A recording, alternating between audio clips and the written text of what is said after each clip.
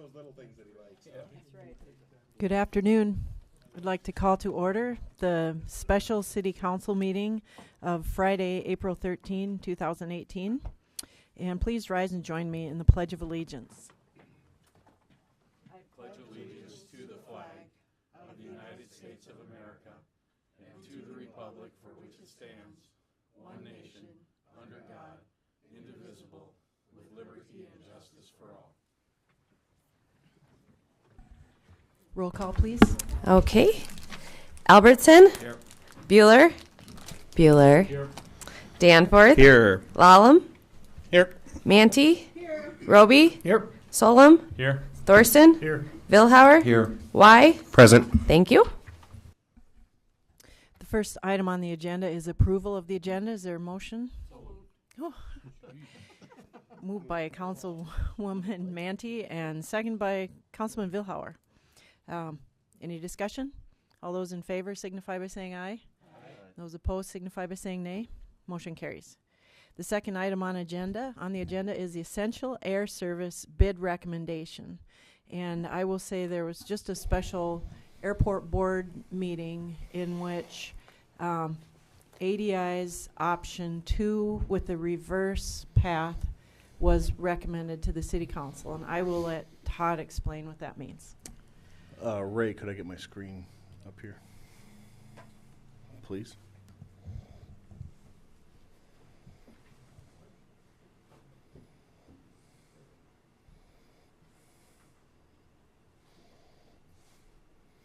So this is the option 2 in reverse, the alternate, as the airport board put it. So essentially, it originates in Pier. 6 a.m. departure, arrives in Watertown at 6:35, departs Watertown going to Minneapolis, 6:55 to 7:50. Minneapolis back to Watertown, 9 a.m. to 10 a.m. Watertown to Pier, 10:20 to 11. Pier to Denver, 11:20. You'll be in Denver at 11:40. Denver time. These are all local times. So 216 route Denver to Pier, 1240, 255 Pier to Watertown, 315 to 330. I'm sorry, 350. ATY to Minneapolis, 410. You'll arrive in Minneapolis at 505. Minneapolis back to Watertown at 6 o'clock to 7 o'clock, and then 7 to 8 or so back in Pier. And these are all within about a half an hour, 20 minutes to a half an hour times, depending on how the block time is set up. So this is just a preliminary schedule, but they'll be within 20 minutes to a half an hour of these times.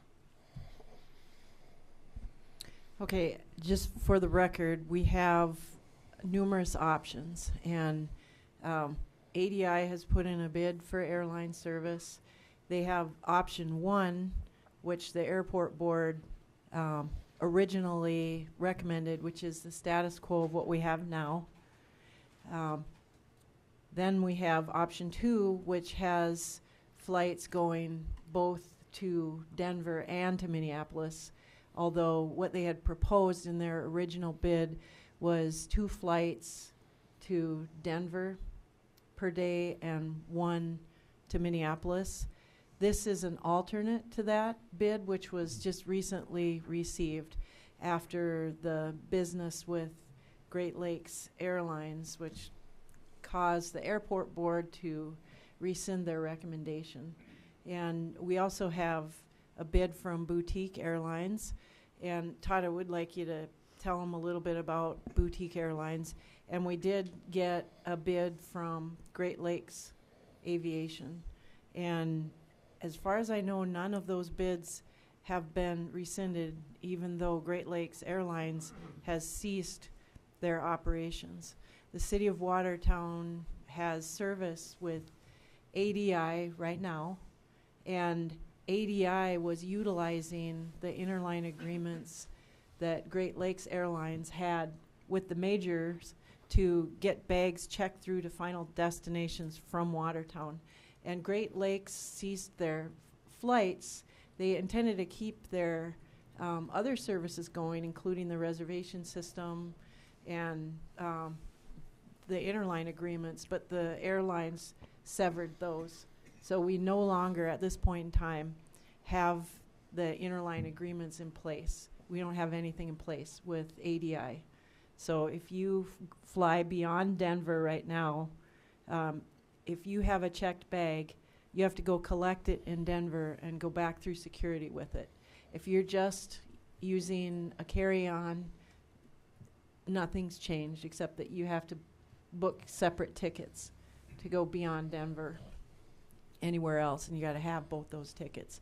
But if you're carrying luggage on, it's not going to affect you for your travel. When Great Lakes ceased their operations, we rescinded the airport board rescinded its approval or recommendation.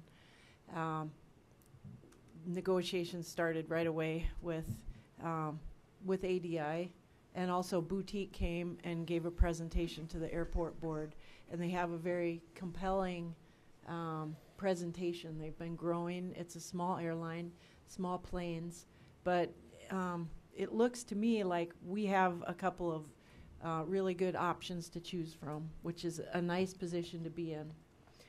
Since the airport board made a recommendation already, you should use that. You should also know that Pier has made a recommendation, and Pier's recommendation to the United States Department of Transportation is to go with ADI's reverse route for option 2. And so, Todd, if you'll say a little bit about the planes and For Boutique? For Boutique and their Sure. interline agreements. Sure. Thank you, Mayor. Boutique has since sent us back, it was to the mayor, an email stating their alternate for Watertown as well. So with Boutique's alternate, Watertown would have to accept an offer from Boutique to go to Minneapolis, 5 or 6 round trips. And Pier would also have to accept Boutique to go to Denver, 5 or 6 round trips a day. In doing that, on their own dime, Boutique's own dime, they would put 6 to 12 round trips per week between Watertown and Pier to connect the two cities.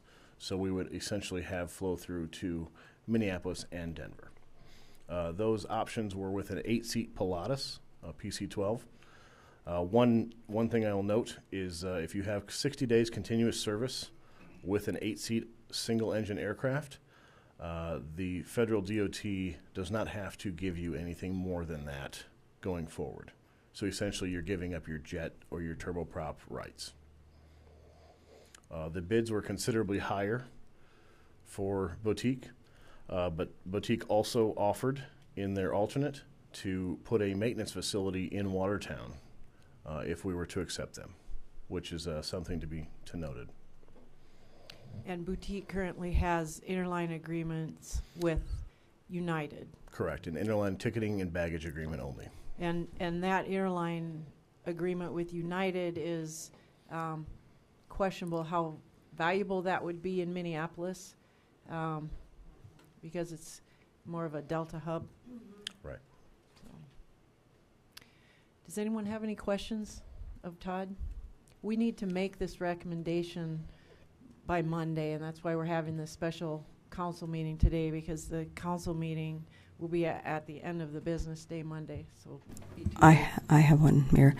When ADI, what you're showing us is the second round of ADI's bids to us, correct? This is just an alternate, so we're not really sure how this is going to go with the DOT due to the fact that this was not on the original proposal. This is an alternate that they gave us after the bids were closed. So essentially the DOT has stated that we could, Pier and Watertown could accept this and recommend it to the DOT. The DOT would have to then take a look at it and open it up for Boutique and for Great Lakes to change their bid if they needed to or wanted to.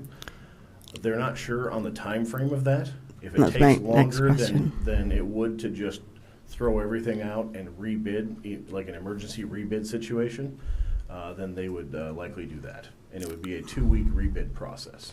Okay, that was my second question was, are we going to fall into a situation where we're just going to drop off and have a gap of airline service? No.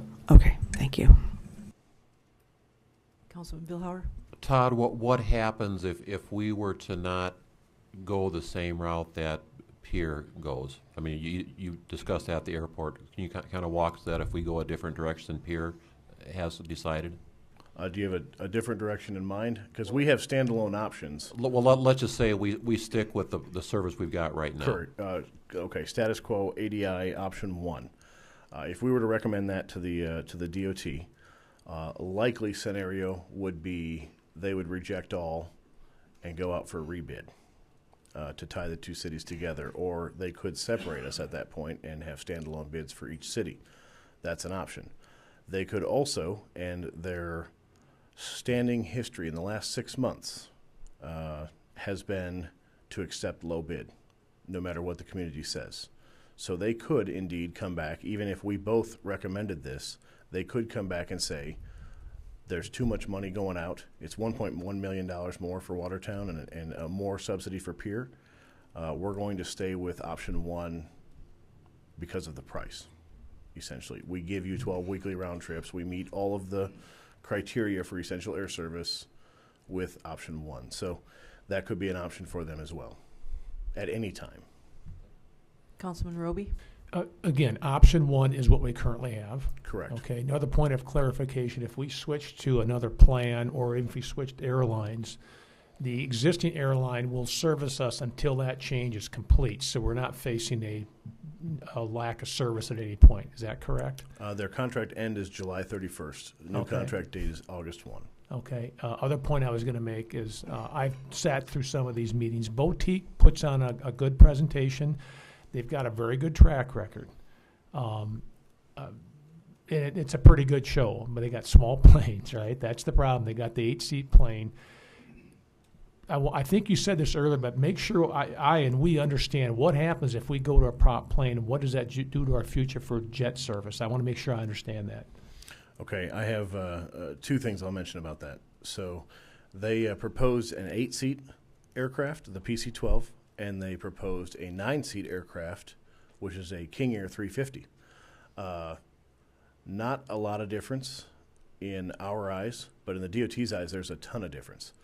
With an 8-seat operation, as I stated before, if you have 60 days continuous service with a single engine 8-seat operator, that is all the DOT has to give you going forward in your bids.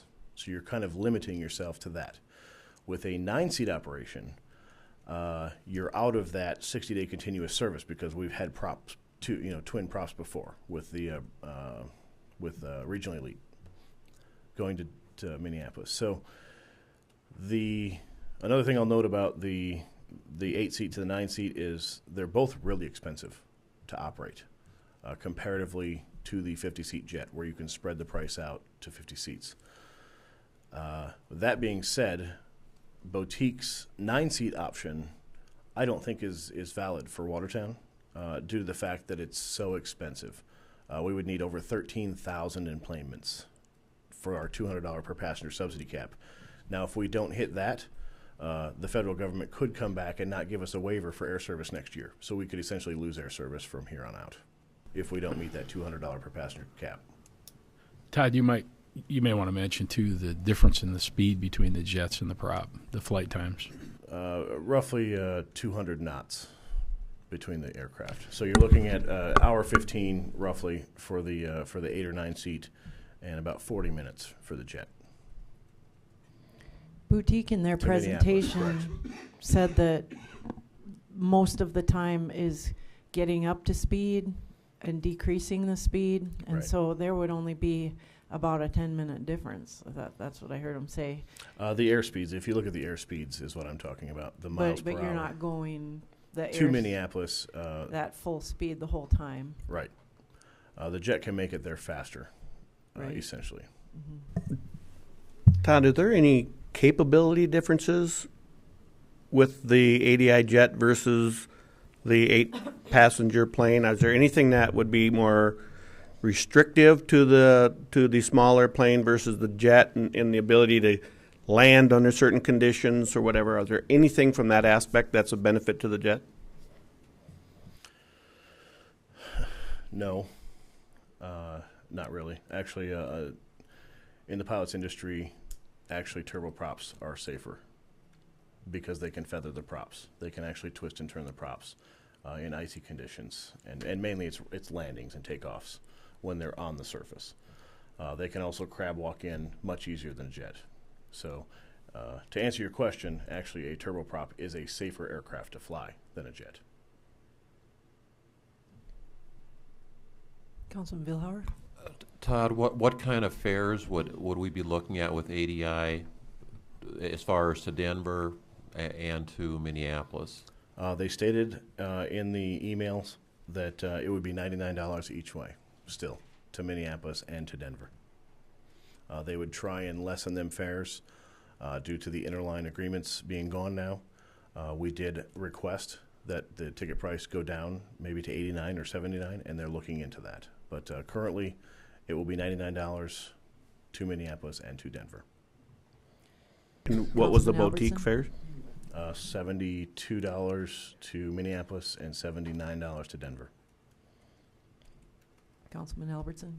Todd, first of all, thanks for your work on this to get us up and running with something again. I know that's been difficult. Secondly, can you walk me through, let's just say that we've got 50 people on the airplane. 10 of them want to go to United, 10 of them want to go, they want to go to different airlines, and Denver's a big airline. So now you land, and walk me through, how does the luggage get where? Because there's a lot of different places out there.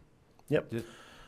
Behind the scenes, there's a lot that goes on at airports. They have color codes, they have number systems, and they have, when you look out the window, you see all the baggage carts flying by and the people driving the tugs. And there is a system, actually, that works very, very well with getting your baggage to where it goes. And it's all on the tag system. So the tags they put on your bags, that indicates what color or bin essentially they put it into.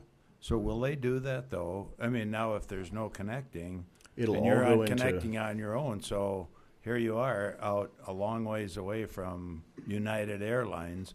So do you just pick up your bag and now you start walking with your bag? Did you go to the check-in or? Negative. No, you go to the baggage claim area, and so the aircraft will have a baggage claim area designated to it when it arrives.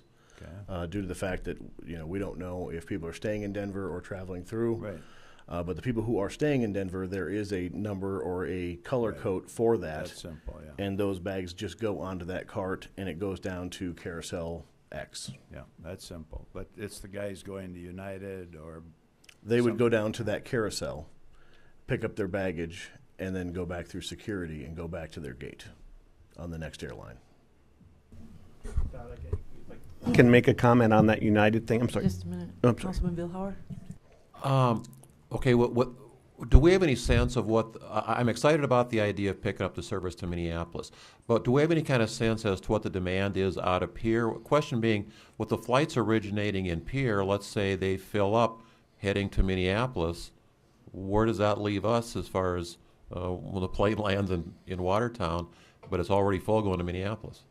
We've had that scenario happen before, as people recall, 2011 and before.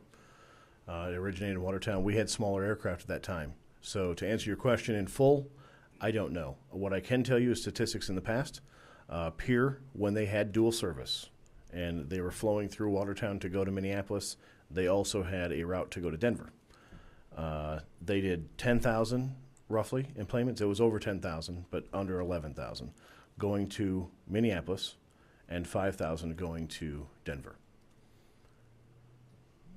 So on average, that's, like I said, about 28 enplanements a day would be that 10,000 mark, roughly. So if that's any justification as to we have 100 seats going, there should be seats available. Councilman Y? Todd, with the ADI, what are the chances of getting an interline agreement in the future here? Is there any talks of that? There has been talks with Delta. Delta is the only carrier currently right now that that's plausible. And Delta has Minneapolis and Denver? They do have flights in both locations, correct. But Delta told ADI they need to stand up their own reservation system, which they are currently in the process of doing. They signed a contract last week to purchase their own reservation system. It's being stood up as we speak. That'll take, the initial time will be 10 to 14 days to stand that up. And after that 14-day window, they will be able to accommodate Watertown, Pier, Denver flights. Nothing beyond, of course, because they don't have any other interlines. But to get it into the GDS system, the worldwide system where you can interline, will take about 90 days. They expect to use that system for this next contract period starting August 1, if indeed ADI was selected. So we could go from no interline right now to in the future that could happen. Correct. Yeah, and any of them could actually come up to ADI if they were willing to. You know, if they've seen a need or a demand. Councilman Danforth? I want to clarify something. I know I asked you this in the earlier meeting, but I want to go back to the boutique interline agreement that they have with United. If I were to fly from Watertown to Denver or Watertown to Minneapolis, and my airline that I'm continuing with is not United, it's something else, then that interline with United does me no good, correct? Correct. Okay. So the value of that today is solely if you are with United. Flying on a United flight past Denver or Minneapolis, yes. Right. On either one. Doesn't matter who it is. Right. But I'm Yeah, just saying depends on who today, you have the whoever airline that with. is, It's only good for that. right, that airline, right? Correct. So it's not like just because you have an interline agreement that gets you out to everybody. That's just not the case. Correct. You need Okay. an interline agreement with the air carrier that you want to fly on. Now, the comment that you also made on the numbers, at face value, there's a lot that could change here. But the fact that Pier, because they just finished just over 10,000 or 11,000 also, right? 11,000, yep. The fact that their previous numbers, when they had both the Minneapolis and the Denver flights, which is what we're considering, that's very encouraging to me that they were at 15, almost 16,000, 15,000 something, right? With Minneapolis being the greater number. Mm-hmm. That tells me that, at least at face value, there's a reasonable probability that both of us would be more successful with what's being proposed or recommended by the airport board for the ADI option 2 or alternate, whatever. It seems like if I take the logic of that, it would seem like we stand to probably gain more with having the dual path of Denver and Minneapolis than strictly staying with Denver. Great point. All I can tell you is we lose the morning departure to Denver. We're going to Minneapolis, and I can't state. I don't know the future, so I can't state how many passengers we will pick up to go to Minneapolis. We have heard good things, though, from the community about wanting to go to Minneapolis. We've also had people show up for meetings stating they love Denver. So to answer your question, I really don't know if this will help us or hurt us to cut down to one flight a day to Denver and 2 to Minneapolis. I would suspect from the business travel with the businesses in town that it would be a good idea, that we would end up roughly the same as we were last year. We'll be able to obviously make a better judgment with some experience under our belt, but I have received a lot of requests to go to Minneapolis, that people like going to Denver. We've been very successful going to Denver, and you hate to mess with a good thing because we know Denver works. And so that is kind of risky to go beyond what we're doing and go for a different option, but that is encouraging to see those kind of numbers. Councilman Roby? Just to pick up on Mike's point, the thing about the Denver route is that's unique to us, and that's a winner for us because we're not competing against Sioux Falls necessarily, but not head-to-head, and we're not competing against driving to Minneapolis. because that's always an option for time connections. I mean, that's kind of our route. So the Denver route has been successful for us. But I've sat through a lot of these meetings, and I've been through both boutique presentations and the ADI presentations 2 years ago and again this year. I would be hard-pressed in any case, but in specifically in this case, to not take the recommendation of the board. I know you guys have vetted that out, and I really want to rely on our boards, and I'm very confident that this board in particular has really, I think, done their homework. So I don't want to stifle discussion. We'll continue discussion, but I am going to put a motion on the table that we take the recommendation of the airport board. That option 1 or 2, Don?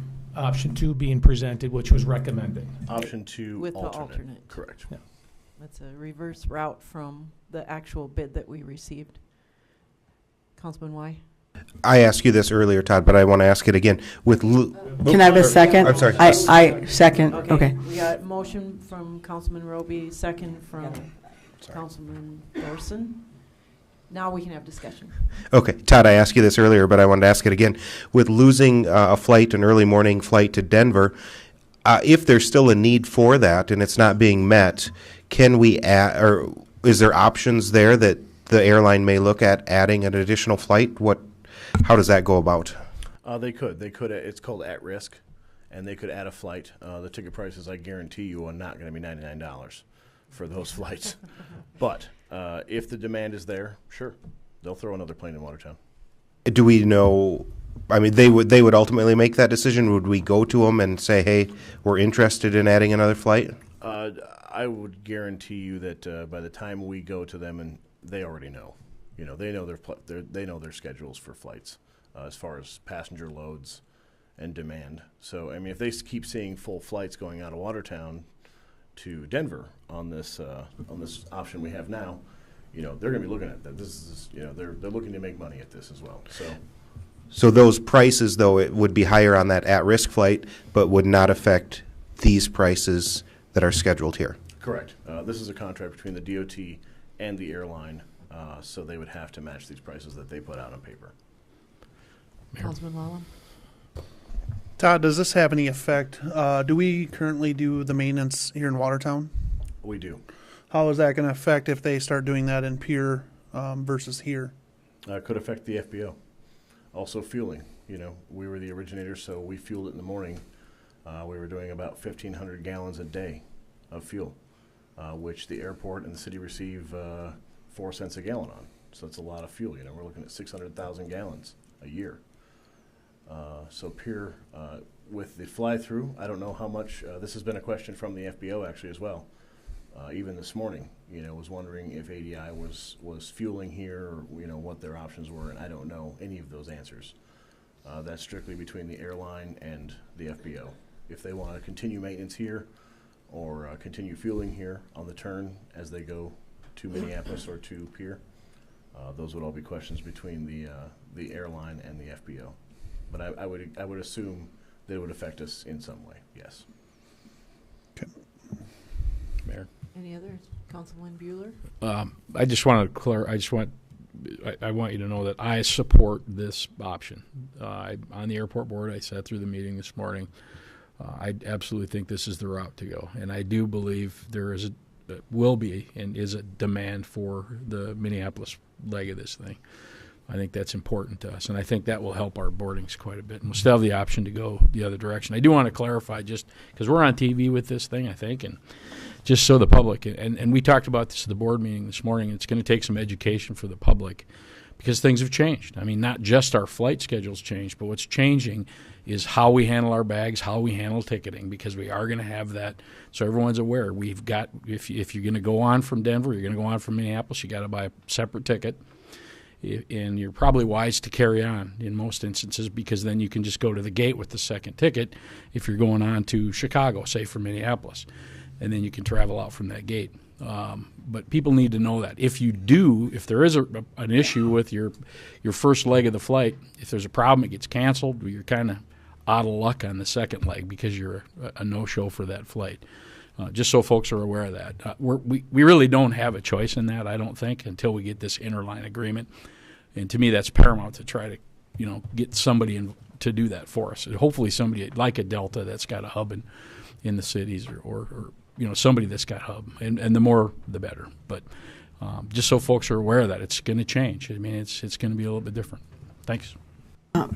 And you said that it would probably be a minimum of 90 days for ADI to get set up and secure an online agreement with one of the airlines, or do they set it all up and it's still if Delta takes it? I mean, so.